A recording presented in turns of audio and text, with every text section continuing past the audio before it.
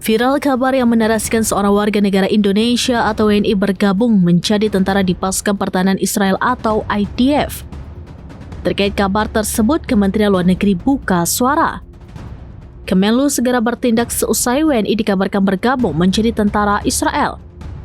Hal itu disampaikan juru bicara Kemenlu, Yvonne Mewengkang pada Selasa 17 Februari.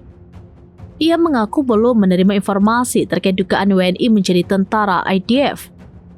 Namun Kemenlu siap bekerja sama dan berkoordinasi dengan Kementerian Hukum. Adapun Kementerian Hukum merupakan instansi yang berwenang terkait isu kewarganegaraan. Kemenlu akan melakukan verifikasi terkait informasi dugaan WNI menjadi tentara IDF. Bahkan pihak Kemenlu akan menindaklanjuti sesuai dengan peraturan yang berlaku.